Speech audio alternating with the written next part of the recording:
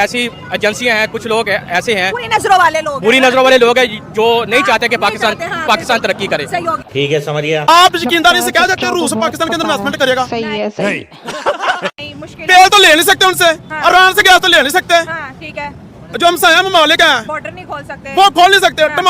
गजब बेइज्जती है। देखना अगर इंडिया के साथ हमारे तल्लुकात बेहतर होंगे तो हमारा मुल्क तरक्की करेगा, क्योंकि वो हम सहाय मुल्क है, उनके साथ हम ट्रेडिंग कर सकते हैं आसानी के साथ। जलवा है हमारा। ये ऐसे होते हैं जो multilateral इंडिया आ रहा है, इंडिया आ रहा है। इंडिया आ रहा है। आप यकीन से कहते हैं पाकिस्तान के अंदर वो इन्वेस्टमेंट करेगा? राहदारी तो खोलते नहीं है। बोलने दे, तकलीफ हुआ है बेचारे को। बोल।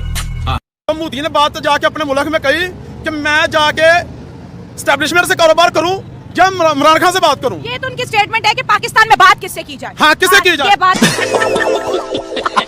हम जब तक अमेरिका की गुलामी से नहीं निकलेंगे, हम इधर ही रहेंगे। सही है, बात तो सही है। भारत देश ने कसम खा रखी है कि वो चाइना को कहीं का नहीं छोड़ेगा। कहते हैं ना, धोबी का कुत्ता ना घर का ना घाट का। जी बिल्कुल। बहुत ही अच्छा मतलब रेवेन्यू है। अगर देखा जाए ना तो पाकिस्तान जो है ना वो 1-2 बिलियन के लिए तरस जाता है। yes, और इंडिया तो सिर्फ मोबाइल से इतने पैसे कमा रहा है। देखना ही नहीं है, तुम ही देखो। बहुत ज्यादा मुबारक हो आपको कि आपने मतलब इतना बड़ा रेवेन्यू क्रिएट किया है। चाइना को मार दी, यूरोप चाइना तो बेचारा रो रो के पागल हो गया। चाइना कह रहे हैं इंडिया के, हमें लगता है बिल्कुल नीचे दबा के छोड़ेगा। लाजमी बात है। गजब बेइज्जती है। चाइना ने $6 बिलियन के आईफोन इंडिया से मंगवाए हैं। चाइना ने मंगवाए हैं। हालांकि चाइना तो खुद फोन बनाने का मास्टर बना रहा है, लेकिन आईफोन 16 प्रो मैक्स जो है ना, चाइना ने $6 बिलियन के इंडिया से मंगवाए हैं। ये मतलब मतलब बहुत मजा आया। तो पाकिस्तान इंडिया को ऐसे करके देख रहा है ऊपर की तरफ। इंडिया ऊपर है, पाकिस्तान नीचे है। तो मेरे ख्याल में सोचना अब अगर हम वो जैसे पहले बात करेंगे तो थूक अपने मुंह पे आएगी ना, अपने मुंह पे आएगी। और आईफोन मैन्युफैक्चरिंग करने में, आईफोन एक्सपोर्ट करने में इंडिया ने जो वर्ल्ड रिकॉर्ड बना दिया। 50,000 करोड़ के जो है आईफोन 16 के मॉडल जो है इंडिया एक्सपोर्ट कर चुका है। और क्या बोला तूने? ऑलरेडी ब्रांड्स आ रहे हैं, पूरी दुनिया के ब्रांड्स इंडिया में आ रहे हैं। कह रहे हैं पैसा अगर डबल करना है, सही टाइम है इंडिया पहुंच जाओ। बिजली भी सस्ती, लेबर भी सस्ती, मुल्क के अंदर दहशतगर्दी नहीं। मोदी ने सिर्फ इंडिया में काम नहीं किया आईटी में। मोदी ने जो अच्छे लोग पढ़े लिखे थे ना, पूरी दुनिया में फैला दिए। मतलब दुनिया की देखिए, उन्होंने इलेक्ट्रिक कार भी मतलब रिसेंटली बनाई है। इलेक्ट्रिक कार बनाई है और पता नहीं वो कितने 100 किलोमीटर तक चलती है। पाकिस्तान तो सोच भी नहीं सकता। मतलब जर्मनी ने अपने दरवाजे खोल दिए हैं इंडियन यूथ के लिए। बहुत मजा आया। जो इसराइल इतना डेवलप कंट्री बना हुआ है, रीफा में जितने भी वर्कर्स हैं सारे इंडिया के, जो सीईओ हैं सारे वो इंडियंस हैं। वो इस वजह से उन्होंने अपनी एजुकेशन को बड़ा काम किया। बात तो ये है कि वो डिजर्व करते हैं। ठीक है, सबसे ज्यादा टैलेंट पाकिस्तान के अंदर मौजूद है और वो यहाँ से जाने के लिए तैयार ही नहीं। पहली बात है, औकात में रहो। 90,000 सालाना वीजा अनाउंस किए गए हैं इंडियन यूथ के लिए। इंडिया ने हार्ट का जो सर्जन है उनके जो सारा सीन है वो इतना आगे ले गए हैं। उसकी मेडिकल की फील्ड इतनी आगे चली गई। यूएई में बड़े डॉक्टर्स हैं वो इंडिया के हैं। जलवा है हमारा। चलो, आप जिस मुल्क के साथ कंपेयर करिए, पहले आप उनको देखें तो सही। जितना हमारा पूरे मुल्क का खजाना है ना, उतना उनके टाटा कंपनी का रेवेन्यू है। गजब बेइज्जती है। पाकिस्तान की कौम एक खुददार कौम है। इंडियन की बात करते हैं आप। क्या बोला तूने?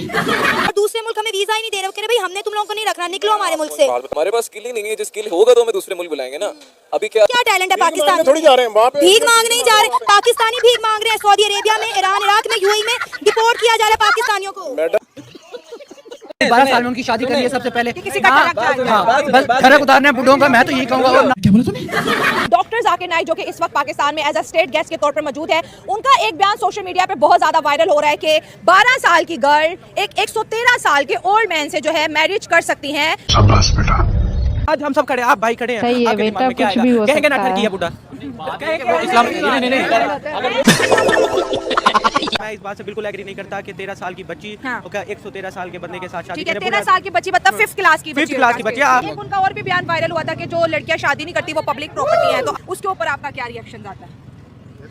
ये भी गलत है।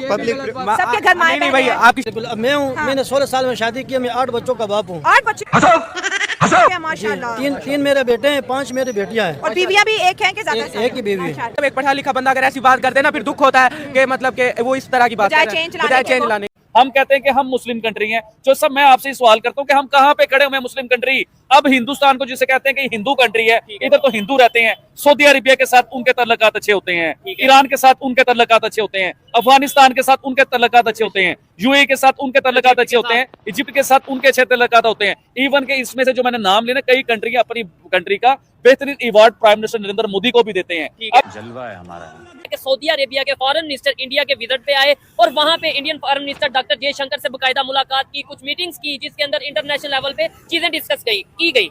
अभी रिसेंटली देख रहा था पासपोर्ट की वैल्यू, कि पाकिस्तान के पासपोर्ट की क्या वैल्यू रह गई है। अच्छा, फलस्तीन का पासपोर्ट जहाँ पे जंगे चल रही, जहाँ पे तबाहियां मच रही हैं, उनका पासपोर्ट भी हमारे से वैल्यू में है, उनका पासपोर्ट भी हमारे से ऊपर है। अफगानिस्तान ले लें, बांग्लादेश ले लें, बांग्लादेश जहाँ पे कितने बड़े मसले बने पिछले दिनों में, उसका पासपोर्ट भी हमारे से पावरफुल है। देखिए, ये पाकिस्तान एक वाहियात मुल्क है कि इंडिया के जो डॉक्टर जयशंकर है ना, उनके फॉरेन मिनिस्टर जो हैं, इन्होंने जाना था सऊदी अरेबिया, उधर इनका एक इजलास था, इनकी मीटिंग थी, इनके पूरे वक्फ ने, पूरी टीम ने, इन्होंने जाना था उधर, प्रॉपर एक मीटिंग होनी थी। लेकिन मसरूफियात की वजह से, असल खबर ये है, मसरूफियात की वजह से डॉक्टर जयशंकर जो है वो सऊदी अरेबिया नहीं जा सके। लेकिन उन्होंने ये सोचा कि सऊदी अरेबिया हमारी ब्रदर कंट्री है, हमारे दोस्त हैं, तो हम जो इन्हें बुला लेते हैं अपनी कंट्री में, तो इस तरह वो आए। बहुत मजा आया। हम कहते हैं कि हम मुस्लिम कंट्री हैं। जो सब मैं आपसे सवाल करता हूँ कि हम कहाँ पे खड़े हुए हैं मुस्लिम कंट्री। अब हिंदुस्तान को जिसे कहते हैं कि हिंदू कंट्री है, इधर तो हिंदू रहते हैं, सऊदी अरेबिया के साथ उनके तल्लुकात अच्छे होते हैं, ईरान के साथ उनके तल्लुकात अच्छे होते हैं, अफगानिस्तान के साथ उनके तल्लुकात अच्छे होते हैं, यूएई के साथ उनके तल्लुकात अच्छे होते हैं, इजिप्ट के साथ उनके अच्छे तल्लुकात होते हैं। इवन के इसमें से जो मैंने नाम लिए ना, कई कंट्री अपनी कंट्री का बेहतरीन award prime minister Narendra Modi को भी देते हैं। अब मुझे बताएं कि हम कहाँ खड़े हुए हैं। बेशर्मो शर्म करो शर्म। जब मैंने तस्वीर देखी ओआईसी के इजलास के, दुनिया के तमाम मुस्लिम ममालिक के जितने भी सरबराह उधर आए हुए थे ना, तो पाकिस्तान यकीन करें ऐसे गुम हुआ था जैसे पाकिस्तान का एटम बम गुम हो गया। मेरा मजाक।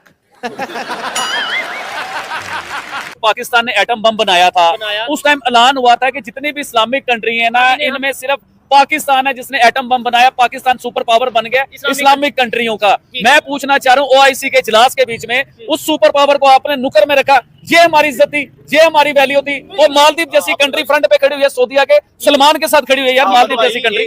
गजब बेइज्जती है। सबसे पहली कॉल हिंदुस्तान के वज़ीर आज़म से बात हुई, ट्रंप की बात बता रहा हूँ, और हमारा वक्त पता क्या बताता है कि उन्होंने तो हमारा फोन भी नहीं उठा रहे।